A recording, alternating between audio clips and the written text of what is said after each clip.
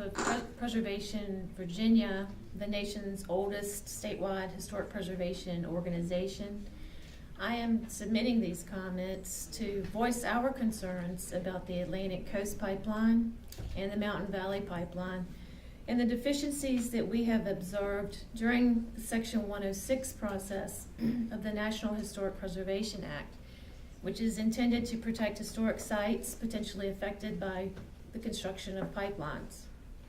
In 2015, Preservation Virginia received numerous requests to assist in protecting historic sites that would be affected by the construction of the ACP and the MVP. These requests prompted Preservation Virginia's involvement in the Section 106 review process, a process required by federal law. At the start of the process, Preservation Virginia requested the Federal Energy Regulatory Commission, FERC, to be a consulting party for the pipeline projects. And for the first time in Preservation Virginia's history, we, along with other organizations and individuals, were denied this request.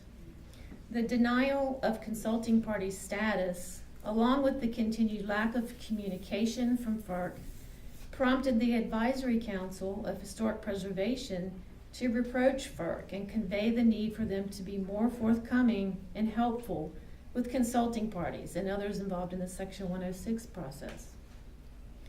Despite the involvement of the ACHP, the Section 106 process has continued to be flawed for both pipeline projects.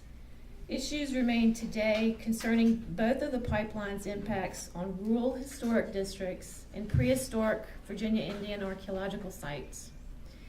Rural historic districts are formed by deep relationships and linkages between natural and historic resources and the people who live and work within them. The swath the pipeline will make as it crosses designated rural historic districts, such as the Newport Rural Historic District in Giles County, and potential rural historic districts, such as Union Hill and Buckingham County, will create considerable negative impacts.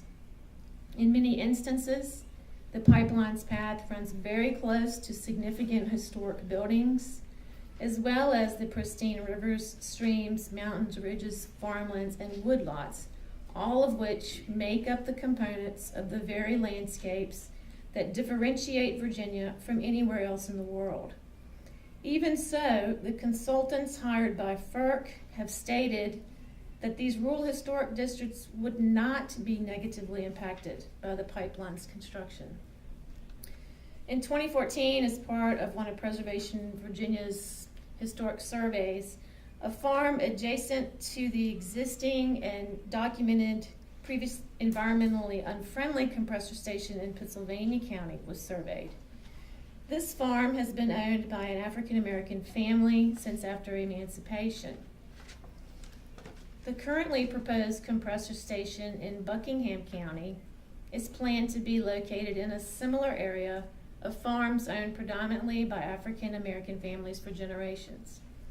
This raises many concerns about important rural historic properties owned by minority communities, exploited by private for-profit pipeline companies that have been able to convince local officials that the pipeline is necessary for the greater good.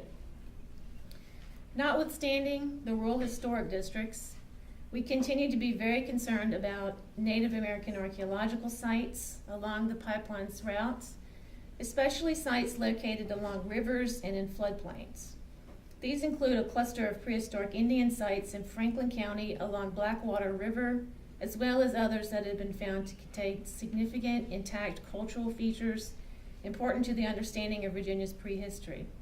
An in-depth review of all of the archaeological surveys completed to date in floodplains along the pipeline's paths need to be completed to determine if further investigations are needed.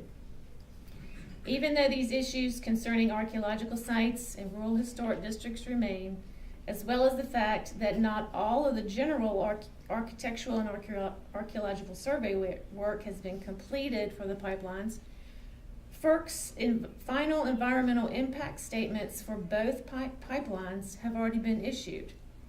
This points to the fundamental basis of our concerns that the pipeline companies, as well as the federal agency that is tasked with monitoring and ensuring under federal law that historic resources are properly surveyed and mitigated, are not concerned with carrying out the absolute minimum required, but are sidestepping federal laws in order to push through a pipeline that has yet to show if it is even publicly necessary. Thank you.